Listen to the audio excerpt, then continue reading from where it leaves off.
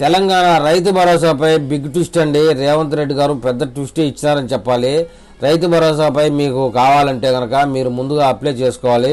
మీరు సాగు చేస్తూ ఉన్నట్లయితే కనుక మీరు అప్లై చేసుకుంటే మీకు ఖచ్చితంగా రైతు భరోసా ఇస్తామంటూ ఒక పెద్ద అప్డేట్ చెప్పారు. ఇప్పుడు మనం అప్డేట్ మీద తెలుసుకుందాం.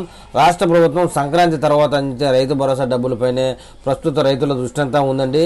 గత కొన్ని రోజులుగా ఆ పథకం అమలుకు సంబంధించి ప్రభుత్వం రకరకాలుగా కసరత్తు చేస్తూ ఉన్నట్టు సమాచారం.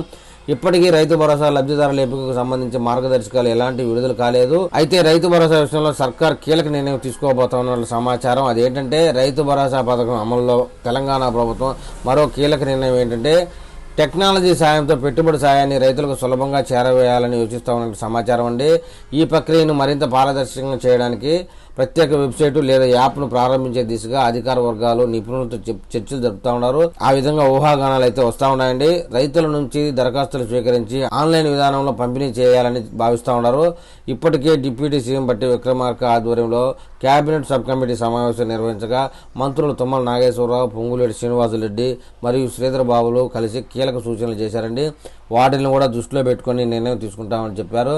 సంక్రాంతి పండుగ తర్వాత రైతు భరోసా నిధుల పంపిణీ ప్రారంభమయ్యే అవకాశం ఉండగా సీఎం రేవంత్ రెడ్డి సూచించిన విధి విధానాలను అమలు చేయడంపై సబ్ కమిటీ నిర్ణయం తీసుకోబోతున్నట్టు సమాచారం. రైతుల దరఖాస్తులు చేసిన భూములకు సంబంధించి సమగ్ర వెరిఫికేషన్ చేపట్టాలంటండి. భూముల్లో రోడ్లు, చెరువులు లేదా గవర్నమెంట్ భూములుగా గుర్తించి వాటిని వ్యవసాయ భూముల జాబితా నుంచి తొలగించి నేషనల్ ఖాతాలో చేర్చే పనికి సిద్ధమవుతున్నారంట. సీసీఎల్ఏ డేటాను పరిశీలించి అక్రమాలను నివారించే చర్యలు తీసుకోబోతున్నట్లుగా సమాచారం. వెరిఫికేషన్ అయితే 2 దశల్లో నిర్వహించి సాగు భూములకే రైతు భరోసా నిధులను ఇవ్వాలని ప్రభుత్వం స్పష్టం చేస్తూ ఉంది.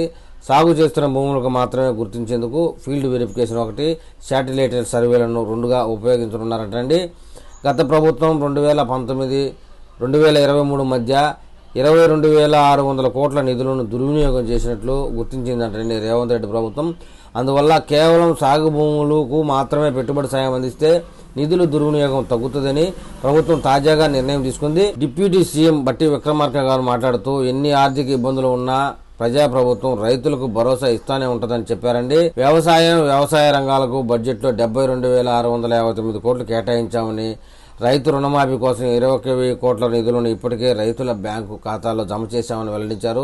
ఈ చర్యల ద్వారా రైతులకు ఆర్థిక భరోసా కల్పించి వ్యవసాయ రంగాన్ని ముందుకు తీసుకెళ్లడమే ప్రభుత్వ లక్ష్యాన్ని స్పష్టం చేశారండి. ఏది ఏమైనా రైతు భరోసా విషయంలో తెలంగాణ ప్రభుత్వం వేగవంతం చేసి ఆ ఇవ్వాల్సిందేదో రైతులకు ఇస్తే వారికి భరోసాగా ఉంటుందని రైతులైతే చెప్తున్నా ఉన్నారని